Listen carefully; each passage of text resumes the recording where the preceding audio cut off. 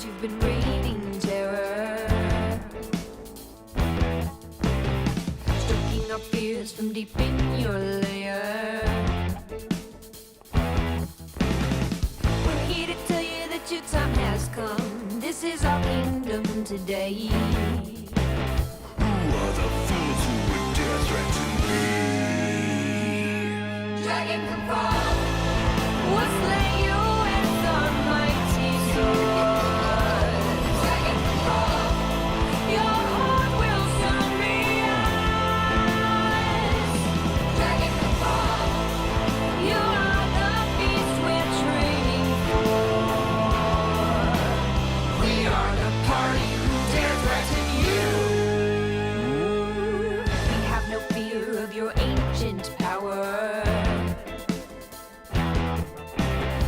Your breath of fire will not make us cower.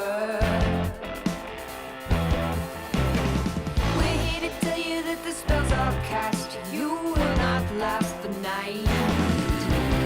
You are the fools who will now feel my wrath. Dragon can fall, we'll slay you with our mighty sword. Dragon can fall, your heart will soon be ours. Dragon can fall, you are the beast we're training for. We are the party who now will fight back.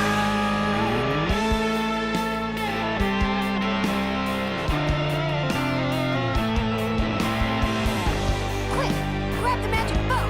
All distracted. You'll never defeat me, dragon. Prepare to meet your doom.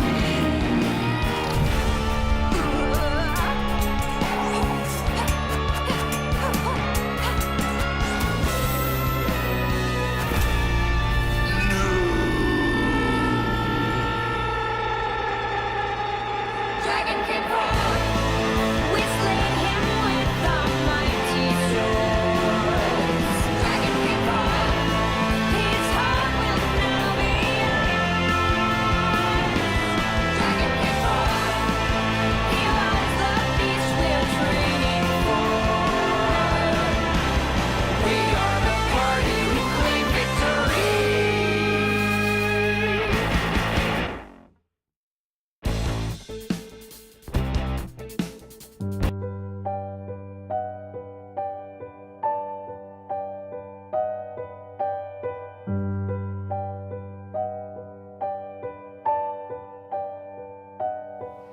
From the depths of the dungeons to the tavern brawls, save the king, killed a giant. We've been through it all. I could fill up a tome, but you're not coming home.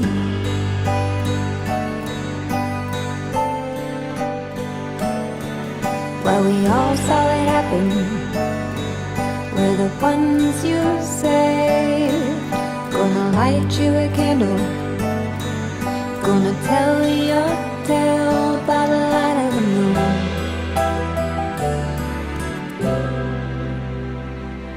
We'll remember you, dying a hero. Tried to help you with that diamond, but it wouldn't save your soul. On that fateful day, the evil wizard came. Now everybody in this realm is singing out your name. Can you hear us sitting out there in the astral plane?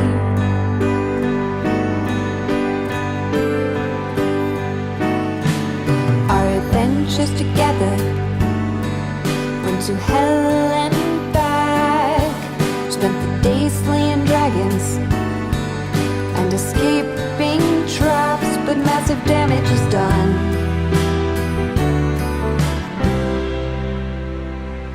Now you're really gone.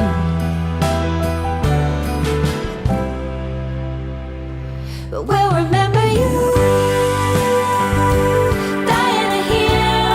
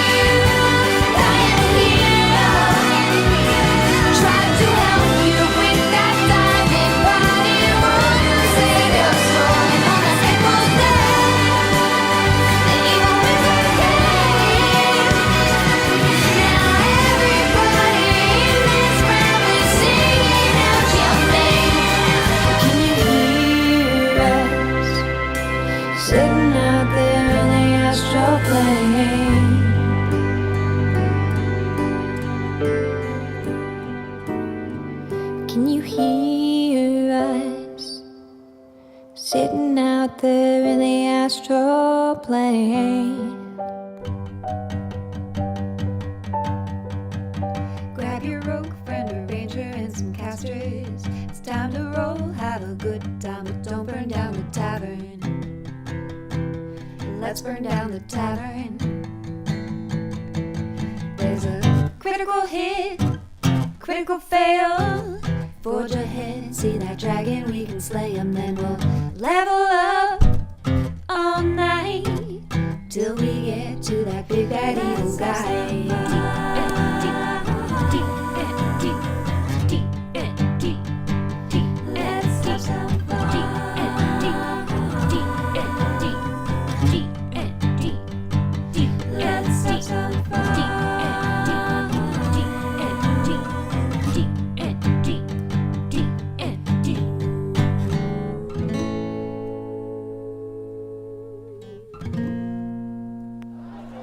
When we left our friends last week, we wanted to the open forest.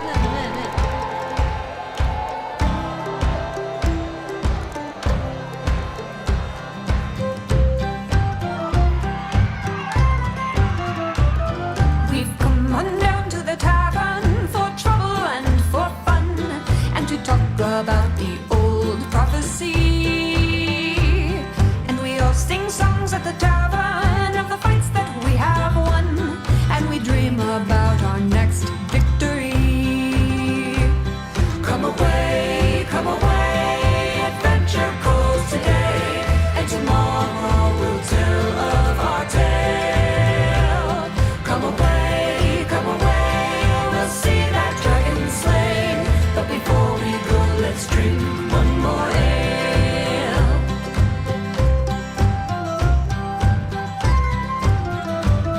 Well, we won't burn down the tavern like the times we did before. It was not our fault, we swear honestly. But we'll do our dance at the tavern with the bards who've traveled far, and we'll ask them of the places they've seen. Come away, adventure calls today, and tomorrow we'll tell of our tale. Come away, we'll see that dragon slain, but before we go, let's drink one more ale. Hello. Welcome to Office Hours, everyone. I hope you're doing well. Let's see if I'm even coming in, because it wouldn't be Office Hours if this mic wasn't working for some reason. I hope you all had a great past 3 weeks. Very quiet. I can turn it up, I guess, a little bit. Hope you all had a great past 3 weeks. I know we haven't been here. Still super low. Okay, that's it. That's quiet. That's quite it. It shows that I'm peaking now. Let me know if that's better. A lot quieter than the music was. Yeah.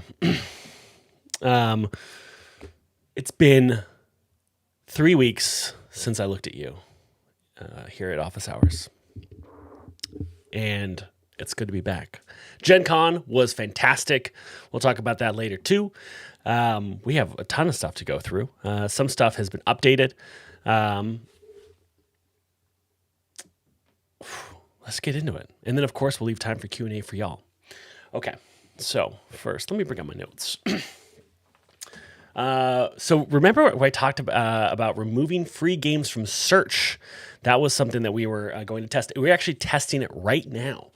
We are testing removing free games from search. Now, don't get in chat and say, what about my free first session 0? No. We're talking about explicitly free games. You can't pay for them.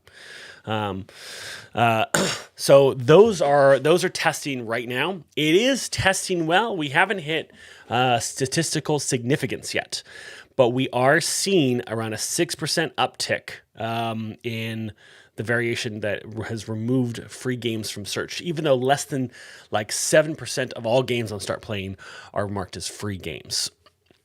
So we're just gotta wait and see. We're at an 80% confidence right now on that 6%, but we need to get to 95% to be statistical significant.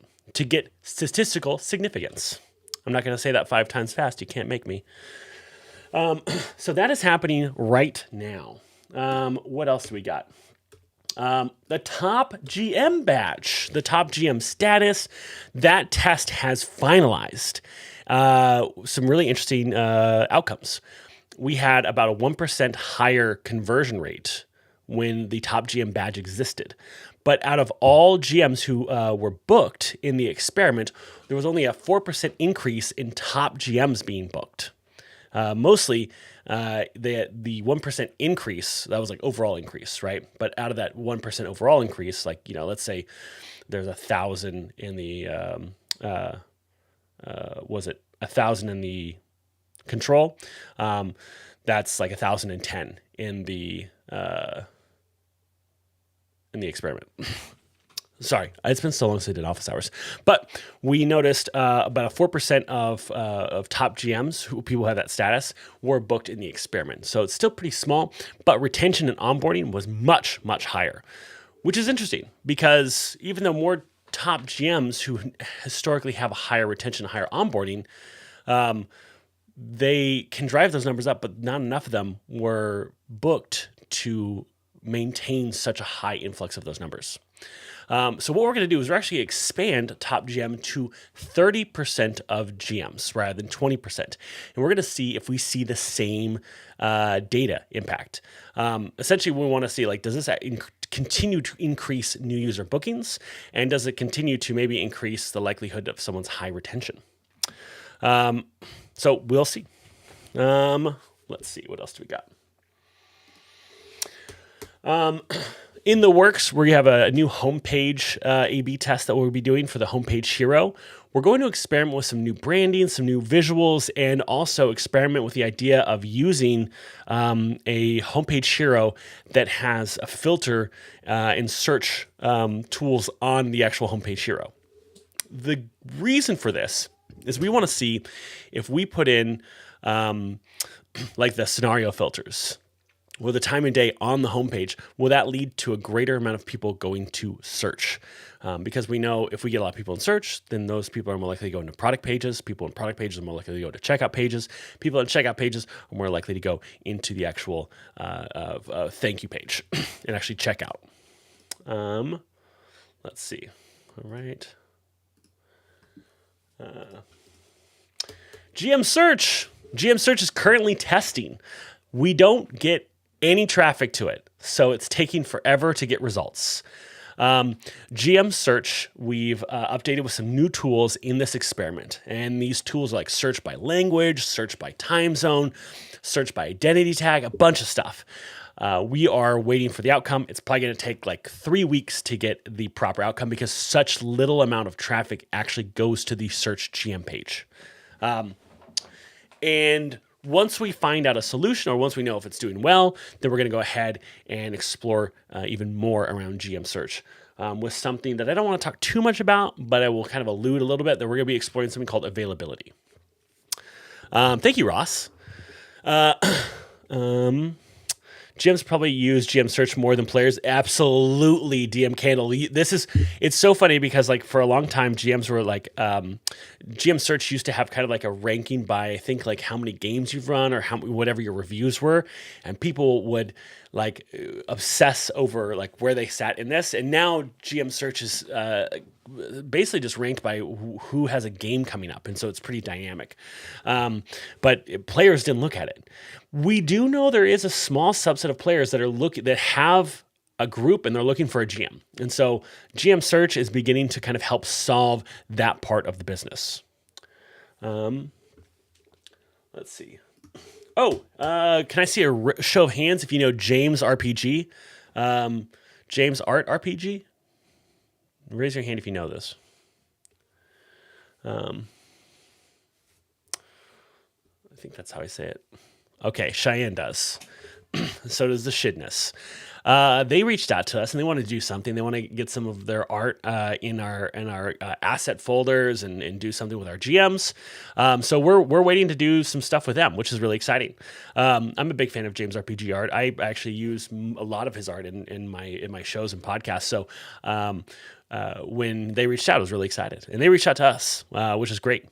So, be looking forward to that, especially if you are in the GM Loot program, which if you run paid games on StartPlaying, you're automatically in it.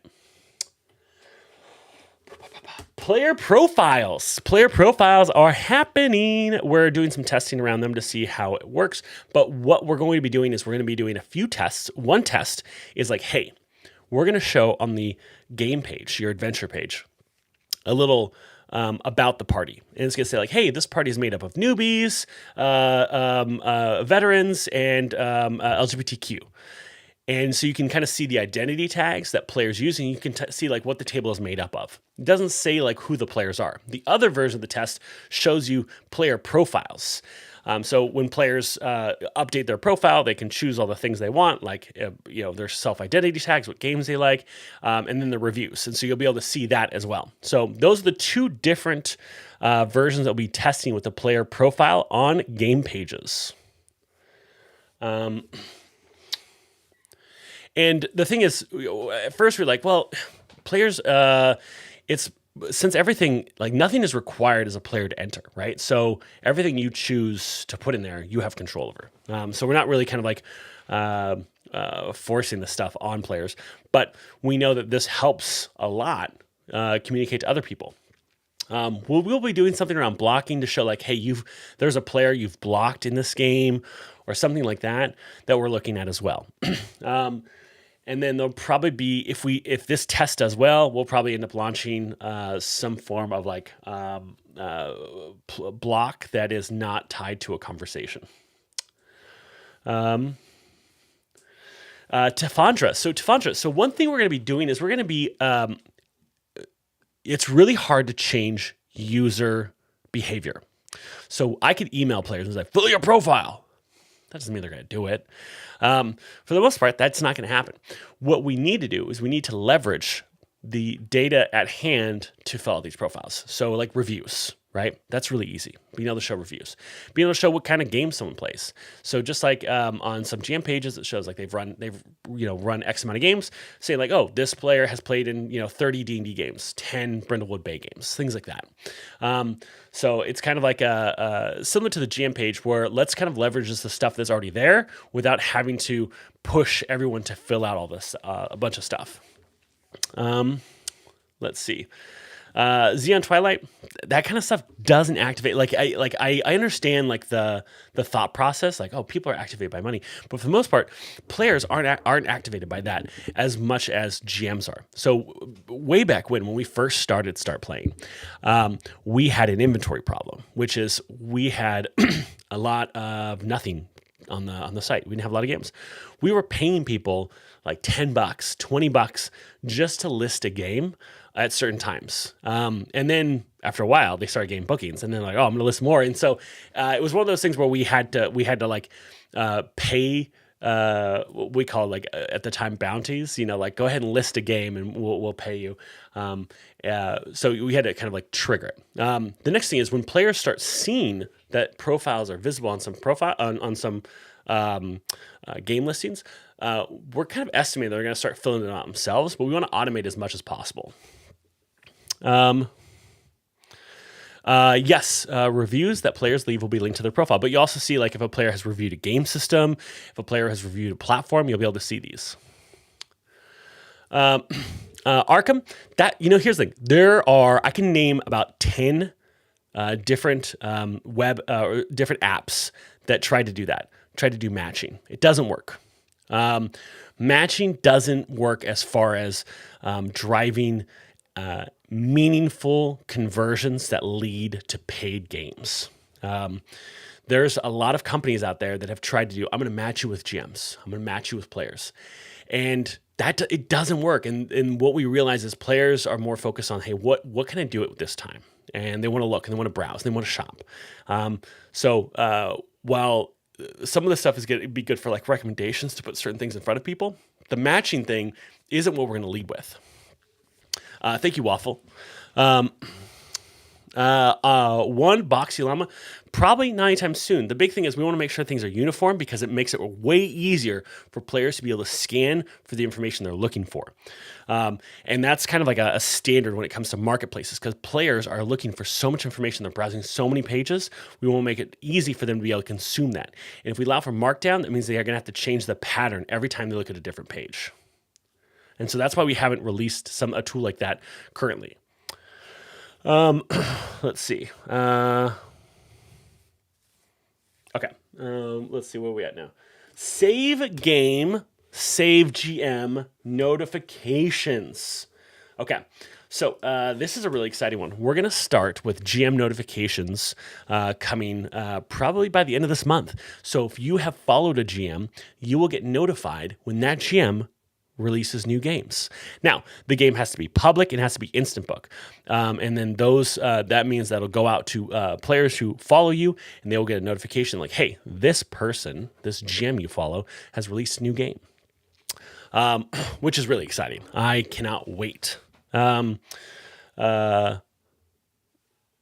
there's more. There's more. On top of that, we're working on a test with saving games or following games. So let's see.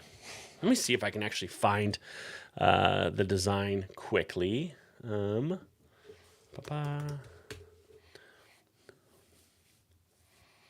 Please talk amongst yourselves while I dig this up. Nope, that's not it, but we'll find it from here.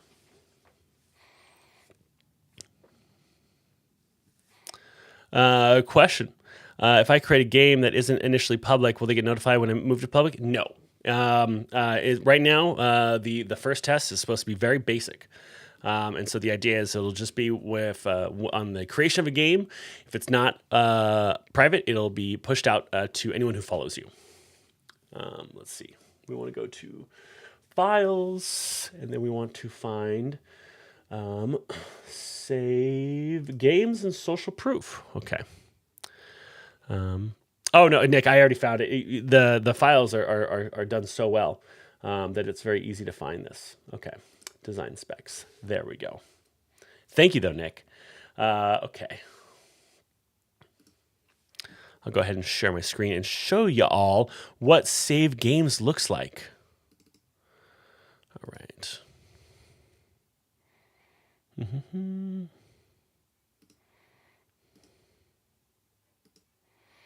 Okay. So, save games. If I go over here, will be a little button right here that you can go ahead and click. And when you click that, it'll add it to your save game. So first what's going to say is like, hey, if you're not logged in, it's going to ask you to log in. But after that, it's going to say, hey, do you want to follow this? And here are the options you'll get when you decide to follow it. You want to be notified when a new player joins, when a seat opens up in a full game, or when a game goes from pending to active. And then you'll get essentially an email. No, you also have games that you're following. So you'll have a little place you can see all your games. And then this is what all your following games look like. They all have this. What's also interesting is if a bunch of people are following your game, it'll show here under details how many players are following this game. So let's say you have one seat left. It might say 3 people are following this game. We hypothesize that if people see that there are people following this game, there's only so many seats left, it's going to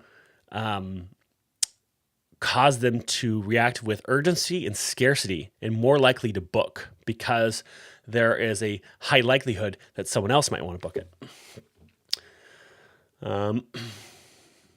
And then you also have your account settings where you'll be able to say like, hey, I get all these notifications when these things happen. And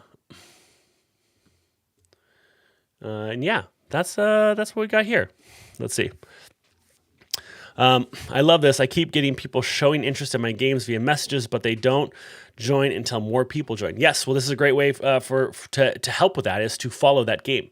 Now, when you follow a game and you decide to get notifications when someone joins, when the first person joins, you'll get an email saying like, hey, a game, so-and-so's game you're following has a new player who's just joined. There is one of 4 seats left, or there are one of 4 seats booked, something like that. But it'll tell you how many seats are left. Oh, like there are 3 seats left in this game, 2 seats left in this game, 1 seat left in this game, and we think this will help drive engagement on games that are people are on the fence about. Question, if they are following a full game and someone leaves, they get notified? Yes. So that's one of the options that we were showing there is there is a notification that if a game if a seat becomes available in a game. Phoenix, you'll only be able to see from the actual game page. So if I go back here and I show you this, you'll only be able to. Oh, how many people follow a GM? No, we don't have that that data. Not yet. But yeah, but you'll be able to see how many people are following a game of yours. But how many players favorite you? We don't show that data. We might expand to that down the road, but right now we're really focused on the things that are driving the conversions, not on that metric side.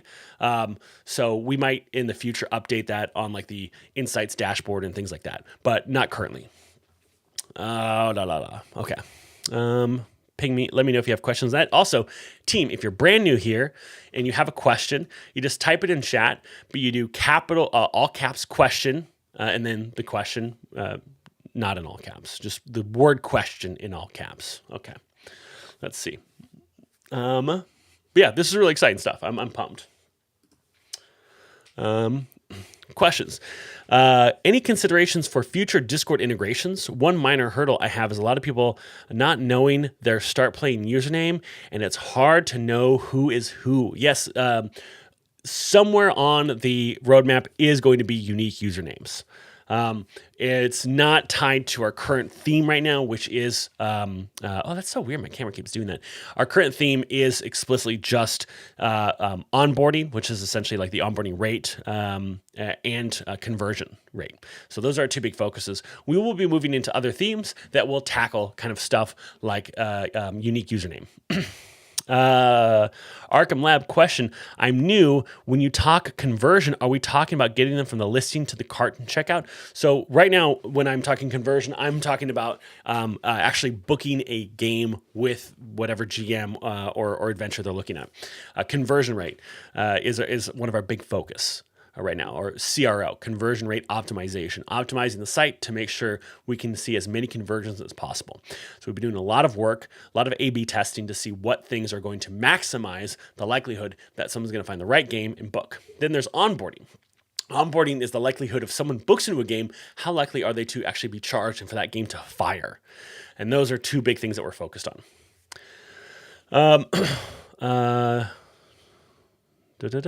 Okay. Next, let's talk about checkout improvements. We got a test running right now. We're doing a bunch of work on the actual checkout page. We've added in kind of a countdown timer to like kind of prompt like, hey, you got to finish this in time to make sure you have your seat. We've added some more like refund information to make sure people feel confident. A lot of people feel like if I sign up for a game and the game doesn't happen, I'm just like shit out of luck. Like it's so weird. Like people, I'll even see in comments like, yeah, but if the game doesn't happen, like they just stole your money. Like, what do you mean? That's insane. So no, but we're really trying to drive that home. Was like, yo, like if your game doesn't happen, you're absolutely getting a refund. So we just want to find more ways to instill trust and confidence in the consumer at the checkout level. And we're doing a bunch of testing around that right now. We have three different checkouts that we are testing currently.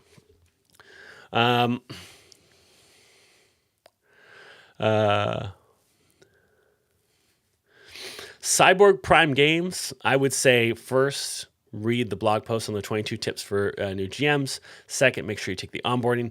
And third, leverage the Discord. But those are the three things I'm always going to lead with. Okay.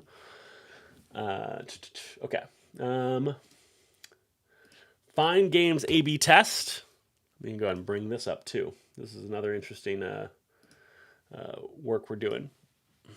We are testing out a new layout for search.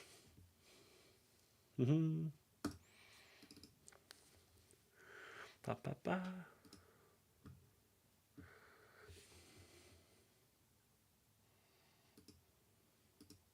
There it is. Okay. So we're testing out a horizontal version of the of search. Ooh, get rid of that. There we go. Let's see. Zoom out a little bit more. There we go. Horizontal version of search. And then there's a few versions of it. So some include like the platform you're going to be playing in. Some include like the experience, game style, and theme. So there's a lot of stuff they'll be testing out with this new layout test. Let's see. Cyborg Prime, I'm having a hard time filling games, but I can GM a variety of systems. Should I advertise across a few different times and just go with whatever game fills up? Nope, that's a good way to get yourself removed from the platform. I would definitely recommend taking the onboarding. That's a thing we talk about very clearly of things you can't do, which would be considered search manipulation. And what that means is you can't have multiple games advertised at the same time. Okay, let's go on to the next questions. Dark mode. I have friends who struggle on how light the site is. I would recommend leveraging some of the great browser extensions that are currently available for that if they're having trouble with that. Dark mode is something that is like great to have, but there's a lot of stuff that's going to be really meaningful to the bottom line for a lot of GMs, especially when it comes to the economics of them being able to run games that we're focused on right now. That is more important than dark mode. It is definitely something I want to do, but we have to really focus on stuff that's going to be super impactful to like the actual revenue for our GMs. But that's not to say like we don't want to do dark mode, but it's just something that like we aren't going to prioritize right now because there's a lot of other like kind of low hanging fruit that could really benefit the community in mass on an economic level. Let's see. Michael Gray, do you think that dynamic stems from Kickstarter, or do you think that dynamic stems from Kickstarter? Some of us having pay then lose dynamic. I wonder. Oh, yeah, why people think they're not. I don't know. But when we ask people, anyone who says that, we haven't been able to interview, which is funny. But like some people, like they just don't know who StartPlaying is. They don't know that we're a trusted company because they haven't heard about us, and that's great because that shows that the TAM, the total addressable market for paid gaming and pro GMs, is still huge. We have been featured all over the world. And there's still people that are learning about us every day. And that's because they're just not in the place where this is a service that is going to click in their mind. Some people heard about us 3 years ago and they just kind of forgot because they didn't need our service until they're like, oh, I did. And then I Googled you. Then I saw it. I'm like, I remember this. I saw Brennan talking about it. So it's one of those kind of balancing acts. I host free one-shot games on StartPlaying, but often players sign up, say they will be there, and then not show up without notice. Is this... John F., unfortunately, it's because you're running free games. Free games, just historically, like there's no reason for the person that needs to show up.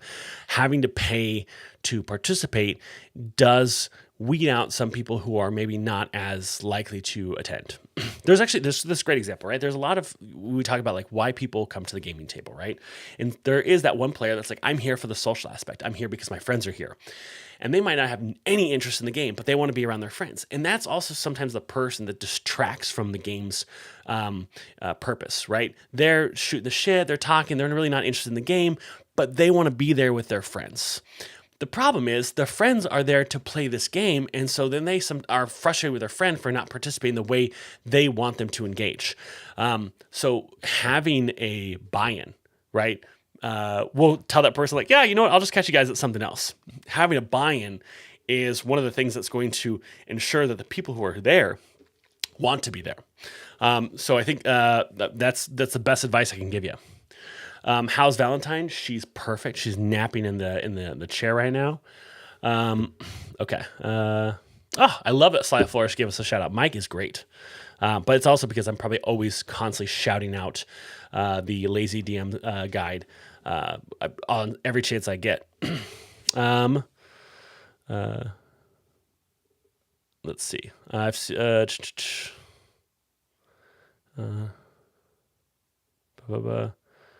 For like 30 plus already paying people to SPG who had no idea it existed. I know, it's one of those things. And the thing is, with every new person that comes to start playing, it increases like now it's also one of those things where people are like, oh, I want a game. I've never needed start playing, but I know it exists and I trust it. And they'll go here and they'll find their first game. We've had those talks with people where like, oh yeah, I've known about you for a while. I just didn't need your service. And now I do. And you're the first thing I come to think of, which is great. Simple Fox. Yeah, we did a big 6-month media campaign or media buy, like 2 months ago it started. It goes all the way to January with a few with an agent who represents a ton of different TTRPG YouTube creators. We did a whole 6 month of kind of planning. All right. It goes B. That's his shorthand that he prefers. Just FYI. Okay, let's see. What else do we got? Flag listing is live. We already talked about that. Reduce listing volume. Reduce listing volume. This is an A/B test where where half of the GMs that join, if you're here, it probably doesn't apply to you. It's only to new GMs. They have a limit to how many pending games they can have. And that limit is increased by the more active games they run. So every time they have an active game, they get more pending games. This is a test to see if limiting the amount of games you can list increases the likelihood of success. We've seen some modeling that shows that this is the case. Like if you have a lot of pending games, your pending games aren't likely to book. If you have a lot of active games and a few pending games, your games are more likely to book. So it's one of these things that we're trying to figure out if we can create a good balance for it. Because I do see a lot of new GMs come and they definitely go for a shotgun method where they say, I'll run 3 games every day for a week. And it's like, you got to really focus on when you can run your best game ever. So yeah, let's see.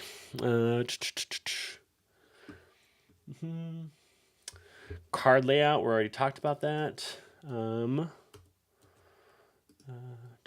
Okay, I think, let me go and double check my notes.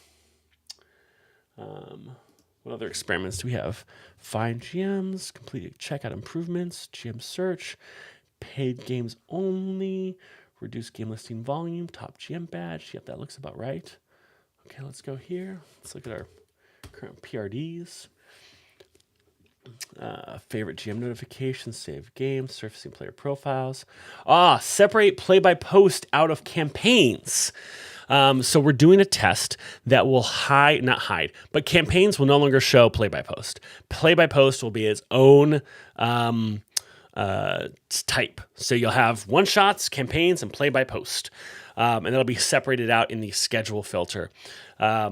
And so if I'm looking for play-by-post, I can search all play-by-post. And if I'm not looking for play-by-post, I can just search all campaigns. So this is a test we'll be running to see the impact it has on bookings and see if it drives more bookings into play-by-post because it's easier to find it, or if it increases onboardings because people are getting into the right games they're looking for. Because play-by-post has a higher refund rate than regular campaigns. And so we're thinking that people are just booking into them unknowingly, like not knowing what it is. We're going to find out. Let's see. In cutoff time, we're going to be doing a test on cutoff time where we actually will just remove that game from search if it has a cutoff time. If your cutoff time is 10 hours, then 10 hours before that game starts, we're going to remove it from search. This A/B test is probably going to happen sometime in September. It's a little ways out, but it's really fucking hard to do because we essentially have to make up a new time that the game is. Right now, search is like, hey, we look for start time.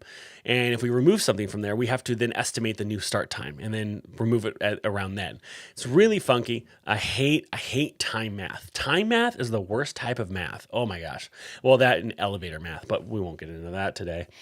That is all the big stuff we are working on right now. It's a lot. The team is absolutely humming right now, y'all. They are just crushing things left and right. I'm very, very proud of them. And of course, we are hiring a senior full stack software engineer. So if you know someone or that is you, let me know because we want to hire them. You got to have 7 years experience. And of course, you can find that in the careers page on the StartPlaying website. Let's go ahead and dive into questions. How often, what percentage of users contact GMs for their games that users wants to run instead of finding games the GM has listed? Simple Fox, less than 1%. Less than 1% of games are custom bookings, which is what you're kind of talking about. Is there a job at SPG that involves having a big trunk and correct opinions? Not yet. Not yet. Would like some kind of alternate solution to the current Play Today feature. There are too many games short one person to trigger active that might fall victim to this feature. The big thing is we've looked at the likelihood of pending games that have one away, and the likelihood of them triggering day of from a booking is really, really low. So that's why we haven't included them, because the likelihood of them actually triggering is like 1/10 of anything else of like games that are already considered active.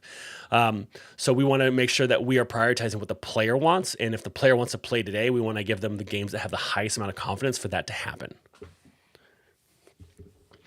When cutting off games at time limit, will that include games where people are sitting on the page, or is that too difficult? That's too difficult. This will be just from search, because that just from search is literally and it's not easy, but it is. And the thing is, showing the cutoff time on the actual PDP, like, hey, like you might have that does keep people from booking, but there's still so many people that do it that it's like, why are we even having this? Because it drives people away. So, you know why we don't show full games is because people didn't want to book the other games. They only want to play in the full games because they want what they can't have. That's why we stopped showing full games. And also it's kind of counterproductive, right? Like, why show something you can't have? But what was I talking about? But yeah, so we're going to just start with search because we can probably get the best answer from there. What percentage of players book with more than one GM? Like 20%. Like 75 to 80% of people never book with more than one GM, and they stick with that GM for like 14 to 16 months. E2E Studios, unfortunately, we definitely don't want to outsource any of our work. Our team is far too small to want to be outsourcing at this stage. I appreciate it, though. Let's see. Ajax want to know about Gen Con, I think. Yeah, we'll, I think we got about... what is that? Oh, yeah. Yeah, I think we dived into Gen Con. I think OddScroll has a particular hand in that, too. Let's see. We'll get Michael's question, and we'll talk about Gen Con. Do you have any info on the efficiency of DM advertising off-platform, say Facebook ads? Probably not great with paid advertising for off-platform for GMs. The best thing that a GM can do if they're looking for off-marketing or off-platform marketing is organic. And so around like 10% to like 10 to 15% of bookings are referral bookings of like a GM posting their link somewhere or someone clicking on a direct link for like StartPlaying from somewhere else.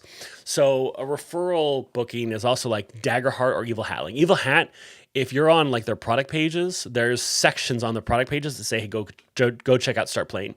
Part of that 15% is that as well, but it's also GMs who are listing their games on Reddit, Roll20, etc., like on forums, D&D Beyond, and like Discord direct links, right? Around 10 to 15% of that is those links are driving bookings. If you are trying to do paid advertising, it's really hard because you will not get access to our Pixel, our conversion API, any of that stuff, so you can't tell the platform where success is happening. And so that makes it really hard to do paid ads individually for yourself. I hope that answers your question. All right. Let's see. Pull this up. There we go. And if you're interested in the job, I will put the link right here.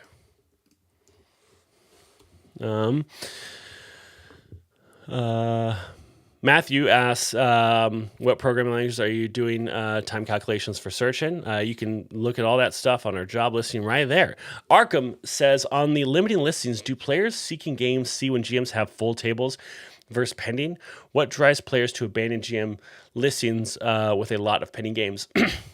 So one of the big things is when you have a lot of, think about this. If you could only focus on getting one game to fill, you could put a lot more energy into that rather than if you're trying to get 20 games to fill, right? If you're trying to get 20 games to fill, you're essentially just throwing a net out and hoping you catch something. If you have one game, right, you're going to say like, you know what, let me go ahead and get a buddy to join this game for free. This is one of the best things to do when you're brand new is to give a few seats away to friends and family who are going to help you out, right? Because you have no social proof yet. You have no verified review. Nobody knows that you are the great GM you are. So they have to take a risk on you, and showing that someone already has is a great way to do that. So you get a friend to join one of your games, right? Now you have one, maybe two friends that joined. Someone else sees that game, like two other people already took a chance on this person. I will be the third. We know that this happens. We know that people are booking GMs with 0 verified reviews, but if they see that someone's booked with them, they will take that chance. And then you get a full table of 5, right? Because that other person takes a chance, maybe 2 more. And then you can ask your friends, hey, can you guys take a back seat? I'm going to open this up for a pay player. Maybe one of your friends sticks around and says, I'll pay. But then you end up with a full table of 5 people, right? And then you open up your next table and so on and so forth. That's how it goes. That's the success we've seen for GMs. We haven't seen success where I throw out 20 games and I wait for one to get booked. And I think players do see that when they look at a profile and they see that this GM has all these pending games and no one's booking in them. If I see that you have 20 games and no one's in it, whether I see you have 1 game and no one's in it, I think there is a bit of psychology at work there. Game Nate is StartPlaying do any other conventions this year? I believe PAX Unplugged will be the next one we'll be doing this year. Do most bookings come from play today? If so, is it better to set the minimum to 1? Dracase, I mean, it depends. Are you going to run a great game for one person? Then sure, go for it. But no, most bookings don't get booked by play today. The thing is, a lot of people say, they're upset with the new campaign, right? Well, not a lot, but some people say they were upset with new campaign because that means that their ongoing campaign will never get bookings. And that's silly. That's a silly thing to think, because if you're saying that you want a player to book in something that they don't want, the goal is to put players with what they want. So if a player is fine joining mid-campaign, which we see players do all the time, they will. If a player wants a new campaign, then that's what we should give them. The goal is whatever the player wants is what we want to match them with, right? And they're telling us, these are the things I want. So the idea of these like limitations that are put forth, like if this filter exists, it means my game won't get any bookings. That's not the case, because the player who wants whatever that filter is going to find what they want. That's not your player, because they're not looking for what you have, right? We don't want to put people who want horror games in cozy games. We don't want to put people who want cozy games in horror games, right? That's the goal. Let's see. I hope that makes sense. I was just riffing on that one. But no. And we looked at the, I think play today as 10% of filtering is play today. If I wanted to represent SPG at a 1,000-person convention in Denver, Colorado in February, what would be involved? I don't know. I mean, we don't really have like a convention plan outside of some stuff we've done with Odd Squirrel, which I'll share here in a sec. But if you have something that you're talking about, like an activation, you can go ahead and pitch me via email saying like, hey, I want to do this. And if it sounds like something we feel kind of activates a player base that we're not in touch with, I'd love to talk. What are the thresholds we're getting more reviews matters? Dungeon AM, after 30 reviews, it doesn't matter. 30 reviews is kind of like the plateau where we don't see any change in the likelihood of bookings. Let's see. Is there any chance GM profiles can show how many active games, even if that, D'Angelo, we are going to test showing full games in the future. Especially when if we see that the save games feature does well. Let's see. Okay, cool. I think that is all your questions for right now. Let's talk about Gen Con. Gen Con was fantastic this year. We heard from a lot of people who are very interested in collaborating with us. Some people we've worked with before that are interested to go deeper in that relationship. We talked to everyone from Modifius to Darrington Press to Wizard of the Coast. So it's really, really exciting to see that kind of clamoring from the different publishers in the space. Especially when I think about what it was like, 5 years ago going to Gen Con and no one knowing who we were. There was, 3 people showed up to our mixer. It was really tiny. And seeing where we are now is really rewarding. It was also very cool that Matt Mercer decided to show up to the Start Playing happy hour. It was great to meet a ton of you in person. I would say this is definitely one of the best Gen Cons that Start Playing has done so far. But we also sponsored Odd Squirrel's Gen Con program, which was Death Wish. And that did really, really well. I believe 263 players. Was that the number? Odd Squirrel, you can go ahead and drop in chat and let us know some of those details. But tons. It was huge. And it was like $75 a ticket. It was a really, really strong activation. 263 players, 55 sessions. And Death Wish has a lot of, if you've ever done True Dungeon, it has kind of aspects of that, but it's tabletop. You kind of get cards that you can keep and bring to your next time. That is kind of like inventory and items and that kind of stuff. So that was a really cool. I went and got to check it out. There was some really cool images you can check out in the Discord, the Death Wish channel. There was the Nautilus, Nautiloid, which looked really, really cool. It was a smashing success that Odd Squirrel had this year at Gen Con. And tons of Start Playing GMs were involved in that. And from what I heard from Odd Squirrel, there was no weak link. Every GM showed up and outshone their own selves, showing up for Death Wish, which was great to hear because I would expect nothing less of our GMs. But that's the kind of that was a very interesting thing. That's like, okay, this is a cool way for Start Playing to be involved on a convention level, it was good to see that kind of level of activation. So if you had ideas on stuff you could do at conventions and want to pitch me, that's a great example of something. Massive congrats. That's so many people when you think about 263 players. There's a lot of work into it. So you can keep tabs on what Odd Squirrel's doing. He's going to be doing more Death Wish games throughout the year. And we'll be back at Gen Con next year as well. Let's see. Is there anything else that I haven't thought of? Let's see. Is there anything else that we haven't covered that is in the works that is worth sharing? Back to files. Separate play by post, find games, homepage hero, social proof, favorite GM, next session free, player profiles, find GM's ABC test. That's all it. TJ, will I be attending any other cons this year? Probably PAX Unplugged is the only other one I will be at this year.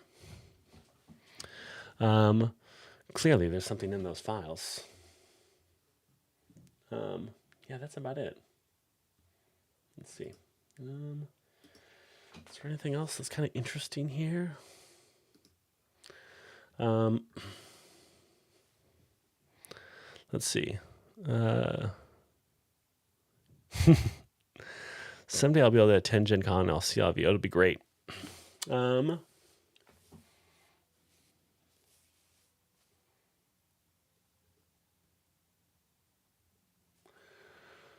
guess that's about it. Any other questions? There's nothing else I have on my agenda here. Let's see.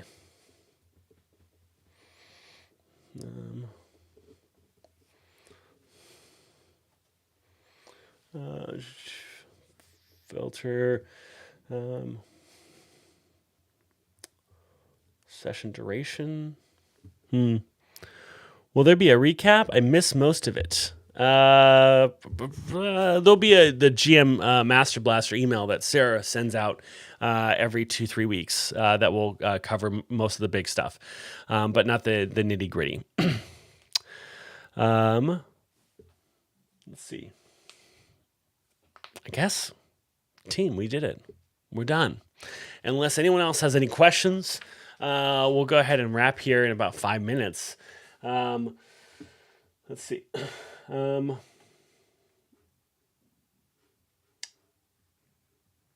Someone asked to have sign language added to languages. We'll probably be doing that. That seems like a pretty good idea. Someone wants to do reoccurring one shots. I don't get that. That's the campaign. I heard something about free games rumbling. We're still testing removing free games in search. Well, we don't know if it right now it shows a positive impact, but we don't have statistical significance in the data yet. So we're waiting for a little more confidence there. Valentine, do you want to say hi to everyone? It's your time.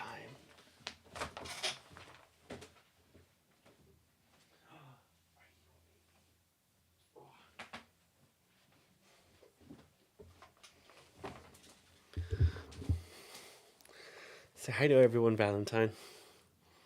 Yes. You are. Okay, let's see.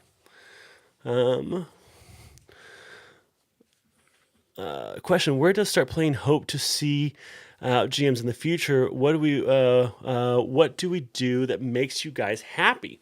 Baptist D&D. One of the best things is when I see GMs interacting with the content, especially like when we sponsor YouTubers or creators and influencers. Talking in those comments, being positive is great. That's some of the best ways, and of course, just being a great ambassador to StartPlaying by running amazing games. That's one of the best things. When people come to StartPlaying and they have an amazing experience with the GM, that equates to a great experience and great branding. All right, let's see. Would you add a website URL in the socials section profiles? Probably not, because we're not looking to really drive a lot of traffic offsite. But yeah, it might be something we do in the future, but not something we're focused on right now. We have kind of thought about what would be a good ambassador program, and what would that look like? We are thinking about like changing the referral system to be a more of affiliate system for GMs who opt into it. What would be kind of cool? Instead of $10 in credit to play games, maybe $10 in just flat credit anytime you activate a new player who plays 1 to 3 games or something. I don't know. That's something we're still looking at. But there's like ambassador programs is something we're looking at. But that's probably going to be really involved when we go to do in-person gaming, which is something we're hoping to tackle in 2026. Deck of promo assets for SPG that GMs could use to promote the site and their listings. Cool if there was a deck. Oh yeah, I thought you meant like a deck of many things. Team, that's it. I hope you all have a fantastic Tuesday. And okay, yeah, you can just sit there. I hope you all have a fantastic Tuesday, and I will see all of you in the Discord. Thanks so much, y'all. Talk to you soon.